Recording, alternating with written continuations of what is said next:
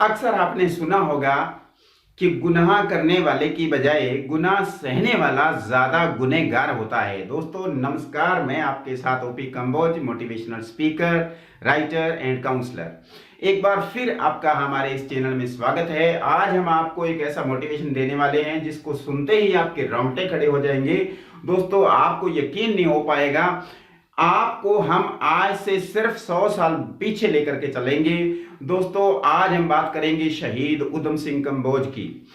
शहीद आजम उधम सिंह कंबोज, जिनका जन्म पंजाब के अंदर संगरूर जिला के अंदर सुनाम में हुआ और उनका जन्म हुआ 26 दिसंबर 1899 के अंदर।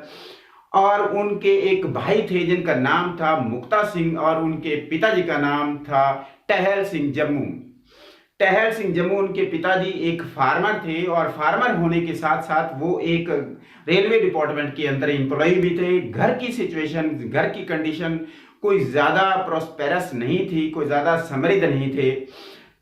उनके अंदर एक शुरू से ही एक जुनून था, एक तमन्ना थी, एक इच्छा थी कि जिस तरीके से उनका जन्म मतलब एक गुलाम भारत में हुआ था। दोस्तों जिस इंसान को गुनाह सहने की या फिर जुल्म सहने की आदत हो जाती है तो वो सबसे बड़ा गुलाम हो जाता है। दोस्तों ऐसी ही भावना जो किसी के मन में होती है कि किसी ने अगर गुनाह किया है तो उसके गुनाह करने का उसको सजा मिलनी चाहिए, उसको उसका दंड मिलना चाहिए। बिल्कुल ऐसा ही होता है। दोस्तों शहीद उधम सिंह का बचपन का नाम जो था वो शेर सिंह था। शेर सिंह 3 या 4 साल की उम्र में ही उनके माता पिता की डेथ हो गई थी और उनको 3-4 साल की उम्र में सेंट्रल खालसा ऑर्फनेज के अंदर भर्ती करवा दिया गया। लगभग 1918 के अंदर जो उधम सिंह जी थे उन्होंने अपना मैट्रिकुलेशन पास कर लिया था, 10वीं पास कर ली थी और उसके बाद उसके मन में जो तमन्ना थी देश की सेवा करने की। दोस्तों ये कोई बात बहुत पुरानी नहीं है। क्या होता है कि एक बार जो हमारे इंडियन के जो नेता थे सत्यपाल और सैफुद्दीन, इनको अरेस्ट कर लिया गया था रॉलेट एक्ट के अंदर। और उनके अरेस्ट के अगेंस्ट में जो प्रोटेस्ट कर रहे थे हमारे इंडियन। और ये घटना है दोस्तों पंजाब के अंदर, अमृतसर के अंदर, जिला आपने सुना होगा, जलियांवाला बाग की घटना आज हम आपको सुनाने वाले हैं। जलियांवाला बाग के अंदर वहां पर 20,000 लोग इकट्ठे हुए थे एक कॉन्फ्रेंस करने के लिए, एक मीटिंग करने के लिए, क्योंकि वो प्रोटेस्ट कर रहे थे उसके अगेंस्ट की उनके जो नेताजी थे सत्यपाल जी और सैफुद्दीन, उनको अरेस्ट कर लिया गया था और उनको छुड़ाने के लिए ये एक जोश भरी मीटिंग हो रही थी। अनआर्म्ड एक पीसफुल मीटिंग हो रही थी। जितने भी लोग अंदर थे उनके पास कोई हथियार नहीं थे। दोस्तों जलियांवाला बाग की घटना सुनते ही आपके मन के अंदर एक ऐसी तमन्ना हो जाएगी कि क्यों हम अपनी लाइफ के अंदर किस तरीके से लोग, जो बड़े बड़े लोग हैं या जिनकी बात आज हम आपको सुनाने वाले हैं, वो देश की खातिर बलिदानी दे गए। क्या हम अपनी जिम्मेवारी नहीं समझते हैं कि सिर्फ अपना ही काम अपने टाइम पे कर लिया जाए और उसके अंदर हम कुछ बन करके दिखाएं। दोस्तों ये घटना है जलियांवाला बाग के अंदर की, अमृतसर के अंदर। वहां पे जलियांवाला बाग आपने जरूर सुना होगा या फिर नहीं सुना तो आप जाइएगा और देखिएगा। जलियांवाला बाग में वहां पे कुआं भी है। दोस्तों तब general O'Dyer, Michael O'Dwyer, जो एक ब्रिटिशर्स थे और वो रूलर थे। और उन्होंने क्या किया, उन्होंने इस मौके को देखते हुए क्या किया कि अंदर घुसे। जैसे कि 20,000 लोग की वहां पे क्राउड था और 20,000 लोगों पर उन्होंने क्या किया, ऑर्डर दे दिया कि निहत्थे लोगों पर किसी भी हथियार के बिना, मतलब वो जो लोग थे वहां पे इकट्ठे हुए थे और जनरल ओ डवायर ने वहां पे ऑर्डर दे दिया गोली चलाने का। और दोस्तों फिर क्या होता है, धड़ाधड़ गोलियां चलने लग गई, लोग मरने लग गए। ऐसा कहा जाता है कि 400 से 500 लोग मौके पे मर जाते हैं। और कई इंडियन ऐसे थे जो कि वहां एक जो कुआं है, कुएं के अंदर छलांग मार गए। उन्होंने ये कहा कि आज हम अंग्रेज की गोली से नहीं मरना चाहेंगे, आज हम इनकी गोली का शिकार नहीं बनेंगे, सिर्फ हम कुएं में छलांग लगा करके अपनी जान दे देंगे और देश के खातिर हम हमेशा जिंदा रहेंगे, अमर हो जाएंगे। इस तरह से दोस्तों अगर आप अभी भी जाते हैं कभी जलियांवाला बाग के अंदर, अमृतसर के अंदर, वो एक जिंदा जागता सबूत है। अभी भी अगर आप उस कुएं के अंदर कभी झांक करके देखेंगे, जिसको कि शीशे की दीवारों से बंद कर रखा है, आप लोग के रोंगटे खड़े हो जाएंगे, आप हैरान हो जाएंगे, आपके अंदर एक मोटिवेशन की आग लग जाएगी और आप अब ये सुनकर के और हैरान हो जाएंगे कि उसी क्राउड के अंदर शहीद उधम सिंह कंबोज भी थे। इनके साथ एक लड़के और थे, ये दोनों लड़के की ड्यूटी लगी हुई थी। वो जो क्राउड था उन लोगों को पानी पिलाने का, पानी सर्व करने की ड्यूटी लगी हुई थी। ये सब शहीद उधम सिंह कंबोज की आंखों के सामने हो रहा है। जब ये सब कुछ उनकी आंखों के सामने हो रहा है तो दोस्तों अब उन्होंने ये मन में रख लिया, उन्होंने ये ठान लिया, बात है ठानने की, उन्होंने ठान लिया, उन्होंने एक दृढ़ निश्चय कर लिया कि मेरे जिंदा जी इन्हीं लोगों के खून का बदला मैं लेकर के छोड़ूंगा। जिस तरीके से शहीद उधम सिंह जी के सामने ये घटना घटी तो उनके मन में एक सवाल पैदा हो गया कि किस तरीके से अब इसका बदला लिया जाए और जनरल ओ डवायर को मारा जाए।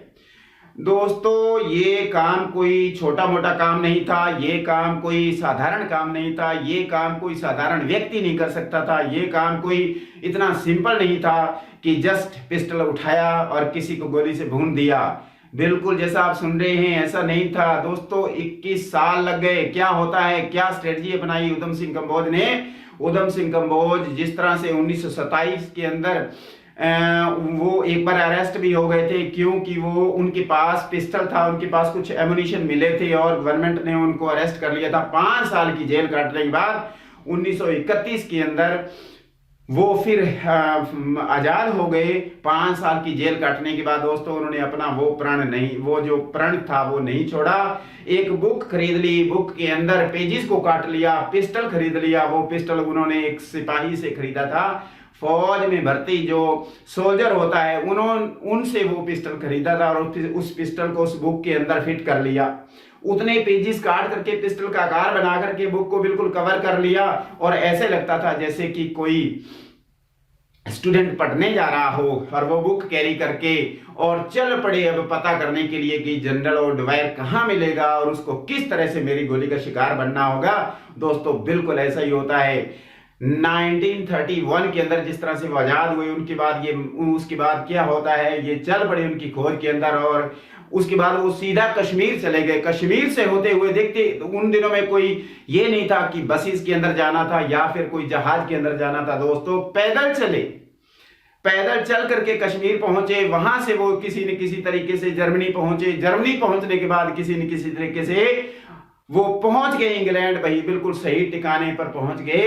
दोस्तों जब वो इंग्लैंड में पहुंचे थे तो उनके मन में ये तमन्ना थी कि किस तरह से उनके दुश्मन को ढूंढा जाए, किस तरह से उन्होंने स्ट्रेटजी बनाई और वहां पे घूमते रहे, खोजते रहे अपने शिकार का, वो अपने आप वो एक तलाश में रहे किस तरीके से मैं उसको अपनी गोली का शिकार बनाऊं। क्योंकि वो आग जल रही थी मन के अंदर, वो एक आग का एक फ्लेम्स जो थी, लपटें जल रही थी उस दिल के अंदर, क्योंकि उन्होंने उस घटना को देखा था। दोस्तों उनकी आंखों के सामने 20,000 लोगों पर गोलियां चलाई गई थी, 300 से 400 या 500 लोग मर चुके थे, काफी सारे इंजर्ड हो चुके थे। वो सब आग उसके मन में थी। दोस्तों कितना बड़ा एक मिशन उन्होंने अपने मन में लेकर के रखा था।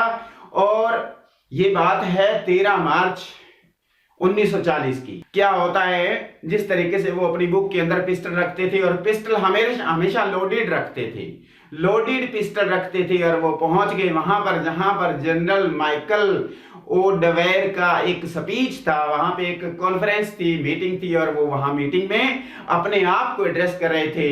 और जिस तरह से इनको भनक लगी वहां उस जुलूस में पहुंच गए, उस मीटिंग में पहुंच गए।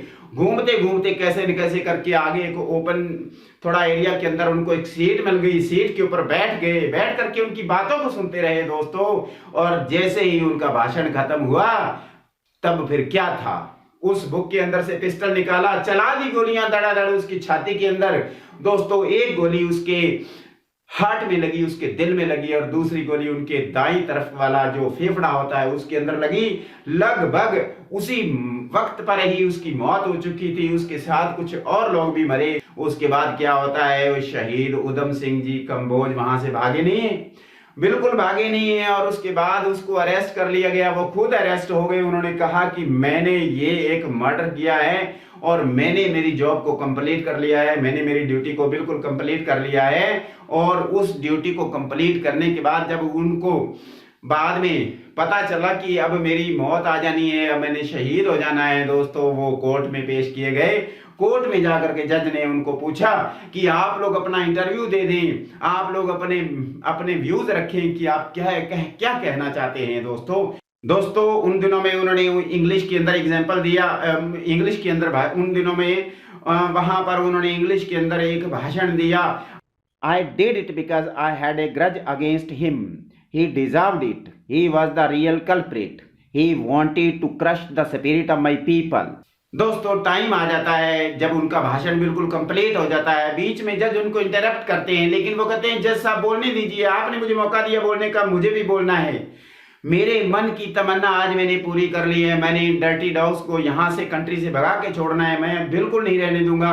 मुझे बहुत खुशी है कि मेरे मरने के बाद हजारों लोग मेरा स्थान ले लेंगे और हजारों लोग मिलकर के इन जंगली कुत्तों को, ये जो मैड बीस्ट हैं, इनको हमारे कंट्री से खदेड़ देंगे और इनको बाहर फेंक देंगे और बाहर का रास्ता दिखाएंगे। दोस्तों ऐसा ही होता है। 31 जुलाई 1940 के अंदर उधम सिंह कंबोज को फांसी पे लटका दिया जाता है और वो हंसते हंसते फांसी पर चढ़ जाते हैं और भारत माता का नारा लगाते लगाते वीर गति को प्राप्त हो जाते हैं। दोस्तों किस तरीके से उन्होंने अपने जुनून को छोड़ा नहीं, किस तरीके से उनके अंदर एक आग लगी हुई थी, किस तरीके से उन्होंने अपने एक मिशन को कंप्लीट करना था, ये सब आप सुनकर के हैरान हो गए होंगे। दोस्तों एक इंसान अगर मन के अंदर ये ठान लेता है कि मैंने ये प्रण कर लिया है, मैंने ये तमन्ना है या फिर मेरा ये दृढ़ निश्चय है कि मैंने ये करना ही करना है, तो दोस्तों वो दिन दूर नहीं जब वो आपका दृढ़ निश्चय कंप्लीट हो जाएगा। मिलते हैं नेक्स्ट वीडियो के अंदर, तब तक के लिए बी एनर्जेटिक।